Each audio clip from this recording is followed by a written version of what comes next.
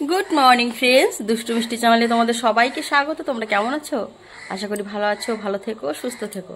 তো চলো আজকে কি রান্না করব সেটাই তোমাদের সঙ্গে শেয়ার করি।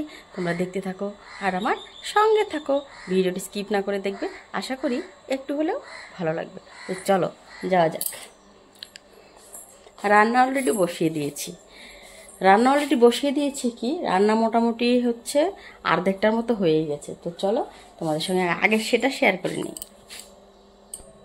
তো এই যে এখানে আমি করে রেখেছি চচ্চড়ি, এই যে চচ্চড়ি করেছি। এর এখানে করেছি হচ্ছে ডাল, এই যে ডাল করেছি হচ্ছে চাল কুমড় দিয়ে মসুর ডাল চচ্চড়ি। আর এখানে হয়েছে তোমার হচ্ছে চাল কুমড় ভাজি, আর তার সঙ্গে এই যে লঙ্কা ভাজি। তো এতটুকু রান্না আগেই করে ফেলেছি আমি। তারপরে হচ্ছে বসেছিলাম বাজারের জন্য। তারপরে বাজার নিয়ে আসলো। তারপরে এই যেদিকে আমি কেটে নিয়েছি বেগুনটা হচ্ছে ভাজি করব, এই যেগুলো ভাজার জন্য কেটে নিয়েছি। আর ওই যে কয়েক টুকরো আমি দিয়ে দেবো মাছের ঝোলে। আর এখানে হচ্ছে নিয়ে এসছে মাছ। এই যে এটা হচ্ছে আমাদের গাছের বেগুন, এই যে দেখো আমি গাছ থেকে তুলে নিয়ে আসলাম। সকালে হচ্ছে সেদ্ধ দিয়েছিলাম গাছের বেগুন, ও দুটো বড় ছিল, এটা ছোট ছিল বলে আমি ভাজার জন্য রেখে দিয়েছি, মানে দু টুকরো করে কেটে দিয়েছি। আর এই যে টমেটো কেটে নিয়েছি, মাছের ঝোলে দেবো। আর এদিকে কিন্তু আমি আলু আর ফুলকপিটাকে সেদ্ধ করে নিয়েছি। এই যে আলু আর ফুলকপি একটু ভাপিয়ে নিয়েছি। আর এদিকে নিয়ে এসছে এই যে মাছ। কি মাছ? এই যে কি মাছ জানো? এটা কি মাছ গো? কাতল মাছ। তো চলো মাছটাকে আগে ধুয়ে নিই। আর এদিকে হচ্ছে এই যে দুধ বসিয়ে দিয়েছি, এদিকে কিন্তু ভাতটাও বসিয়ে দিয়েছি। এখনো শুধু বাকি আছে শুধু বেগুন ভাজি আর মাছের ঝোল। তো চলো তোমরা দেখতে থাকো। তো মাছগুলোতে নুন হলুদ মাখিয়ে নিলাম।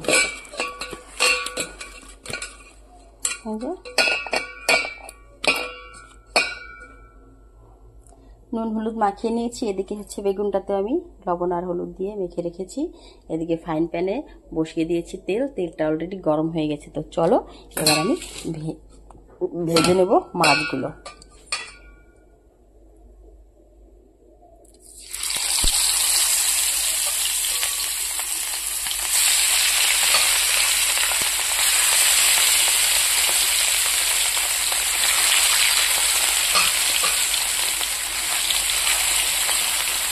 তো দিয়ে দিলাম ওই মাছগুলো একে একে। এবার লাল লাল করে মাছগুলোকে ভেজে নেব। শুভ দুপুরে শুভেচ্ছা রইল আমার সকল প্রিয় বন্ধুদেরকে। তো আজকে আমি বানাবো কাতল মাছের ঝোল। তো মাছটা আমি বসিয়ে দিয়েছি ভাজার জন্য। তো মাছটাকে আগে লাল লাল করে ভেজে নেব। আর এদিকে আলু আর ফুলকপিটাকে আমি হালকা সেদ্ধ করে নিয়েছি। তো বানাবো আজকে আলু ফুলকপি দিয়ে কাতল মাছের ঝোল। সঙ্গে দেব টমেটো। কে কে খাবে জলদি করে চলে এসো।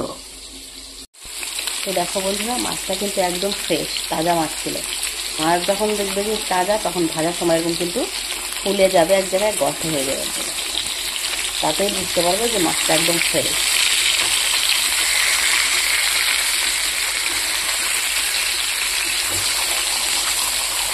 আর হচ্ছে যে ধরে যাওয়ার চান্স থাকবে। আর একটু ভাজা হয়নি, তারপরে পাল্টে নেবে। তো মাছগুলোকে লাল লাল করে ভেজে নামিয়ে নিয়েছি। এবার হচ্ছে আলু ফুলকপিটা ভেজে নেব। তো অলরেডি আমি আলুটা বসিয়ে দিয়েছি ভাজার জন্য। এবার আলুটাকে হালকা ভেজে নেব, তারপরে দিয়ে দেবো ফুলকপি। আলুটা দেখো অলরেডি হালকা হালকা ভাজা হয়ে গেছে। এবার এর মধ্যে দিয়ে দেবো বয়েল করে রাখা ফুলকপিগুলো।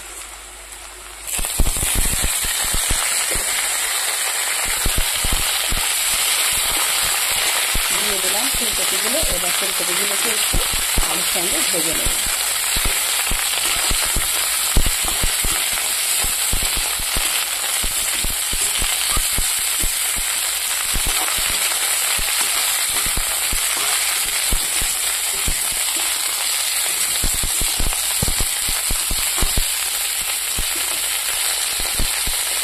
তো আলু আর ফুলকপিটাকে ভেজে নিই। তো আলু আর ফুলকপিটা ভাজা হয়ে গেছে। এই যে এবার আমি এখানে বেটে রাখা মশলাটা দিয়ে দেব।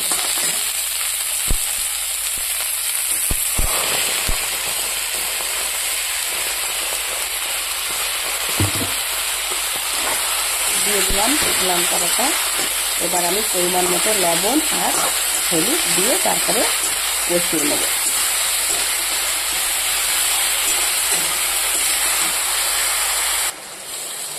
তো পরিমাণ মতো লবণ হলুদ দিয়ে দিয়েছি। এই যে এবার কষিয়ে নেব। তার আগে দিয়ে দেব কেটে রাখা টমেটো দেবো। আলু ফুলকপির সঙ্গে টমেটো দিয়ে মাছের ঝোল কিন্তু খুব ভালো লাগে আমার। তোমাদের কাছে কেমন লাগে গো, তোমরা একটু জানিও তো। এদিকে ফ্রাইং প্যান বসিয়ে দিয়েছি, ভেজে নেব বেগুন। তো এদিকে বেগুন ভাজাটা হয়ে গেছে, এবার নামিয়ে নেব। এদিকে মাছের ঝোলটা কিন্তু কষানো হয়ে গেছে। এবার পরিমাণ মতো আমি জল দিয়ে দেবো।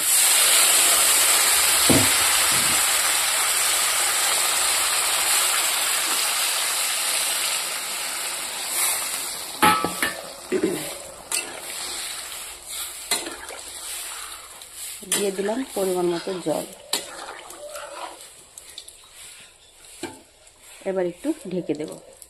তার আগে বেগুনটাকে নামিয়ে নিই। চলো। তো মাছের ঝোলটা টকবগিয়ে ফুটে উঠেছে। এবার আর দেরি করবো না, এবার ভেজে রাখা মাছগুলো দিয়ে দেবো।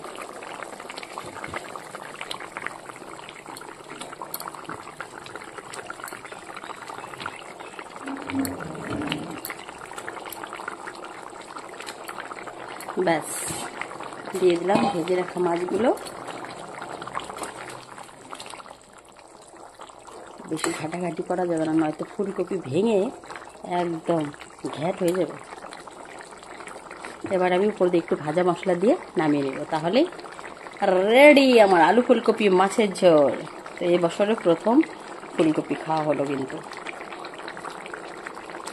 নতুন ফুলকপি, এটা পুরানোটা না।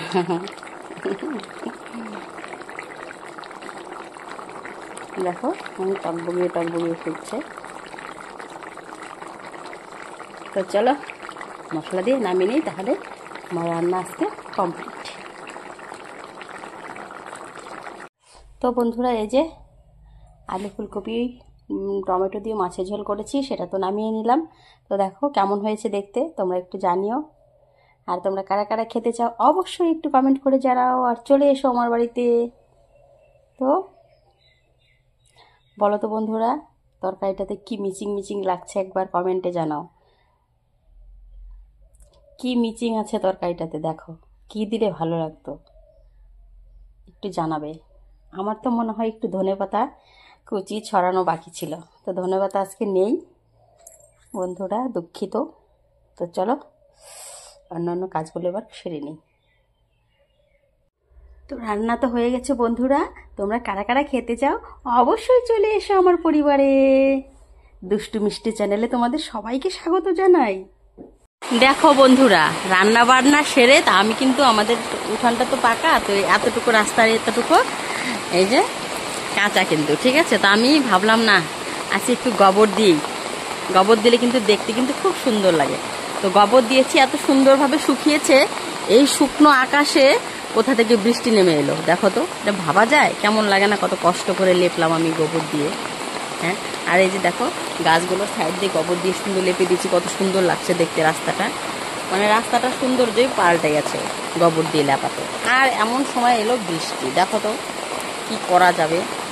খুব কষ্ট করে লেপলাম আমি, তার আর কোনো ইসে রইল না। শুধু গোবরটা দিয়ে আমি স্নান সেরে ঘরে এসে সারতে পারি না। ও বাবা দেখো আরো আমার কষ্টটাই ব্যর্থ। দেখো তো কিরম জোরে বৃষ্টি পড়ছে।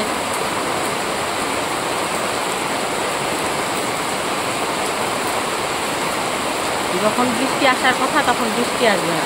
কালকে থেকে পরশু থেকে মানে এত আকাশে ডাকতেছে, মেঘ করতেছে, বৃষ্টি হচ্ছে না। যেই কি গোবর দিলাম আর দেখো তো কিরম ভাবে বৃষ্টি হচ্ছে। দেখো তো কেমন লাগে তাহলে।